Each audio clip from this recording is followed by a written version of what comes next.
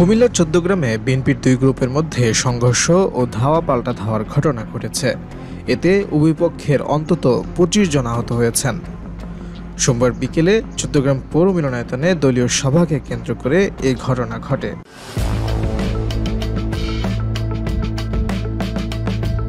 উপজেলা বিএনপির সভাপতি কামরুল হুদা গ্রুপ ও কুমিল্লা দক্ষিণ জেলা বিএনপির সদস্য হিরণ মোল্লা গ্রুপের মধ্যে এই সংঘর্ষ হয়। সংঘর্ষে হিরণ মোল্লা সহ উভয় গ্রুপের অন্তত ২৫ জন আহত হন। অন্যদের মধ্যে রয়েছেন পৌর ছাত্রদলের সাবেক সভাপতি কাজী জুবায়ের, চিউরা ইউনিয়ন বিএনপির সাবেক সভাপতি আবুল কালাম আজাদ, মুন্সিরহাট ইউনিয়ন যুবদল কর্মী সবুজ, শ্রীপুর ইউনিয়নের বাইগ্রামের সাইফুল, একই ইউনিয়নের ছাত্রদল কর্মী ইউসুফ, জনি, যুবদল কর্মী ইকবাল, উজিরপুরের আইয়ুব, কালিকাপুর ইউনিয়ন শ্রমিক দলের সভাপতি মোহাম্মদ জাকির হোসেন, যুবদল কর্মী মহিন, আবদুল্লাহ রুবেল, নাজমুল, টিটু ও সোলেমান আবুল খায়ের। প্রত্যক্ষদর্শীরা জানায়, সোমবার দুপুরে চৌদ্দগ্রাম পৌর মিলনায়তনে উপজেলা বিএনপির সাংগঠনিক সভার আয়োজন করা হয়। সোয়া ২টার দিকে জেলা ও বিভাগীয় নেতারা সভাস্থলে পৌঁছান।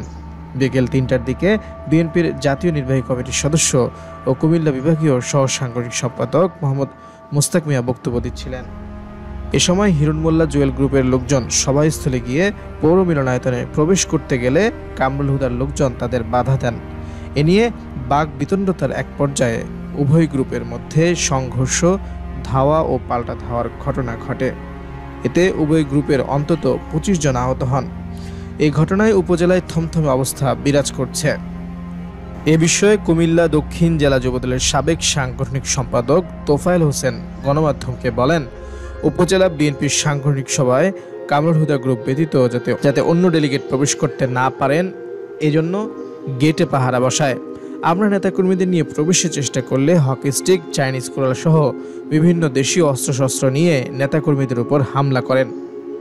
এতে আমাদের অন্তত ১৫ জন নেতাকর্মী আহত হয়েছেন। কুমিল্লা দক্ষিণ জেলা বিএনপির সদস্য সাজিদুর রহমান মোল্লা গণমাধ্যমকে বলেন, নেতাকর্মীদের নিয়ে আমি সভাস্থলে প্রবেশের চেষ্টা করলে তারা আমাকে লাঞ্ছিত করেন এবং আমার নেতাকর্মীদের উপর হামলা করেন। পরে পৌর মিলনায়তনে প্রবেশ করতে না পেরে আবুল খায়ের মার্কেটের সামনে এসে নেতাকর্মীদের নিয়ে অবস্থান করি। কিছুক্ষণ পর কামরুল হুদার লোকজন সেখানে গিয়েও আমাদের উপর হামলা করেন। এতে আমাদের অন্তত ১৫ নেতাকর্মী গুরুতর আহত হয়েছেন। এই ঘটনার তীব্র নিন্দা ও প্রতিবাদ জানাচ্ছি।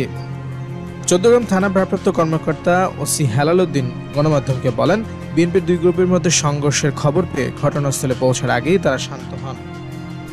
এই ঘটনায় হিরণ মোল্লা গ্রুপের লোকজন রাত ৯টার দিকে থানায় একটি লিখিত অভিযোগ দিয়েছেন।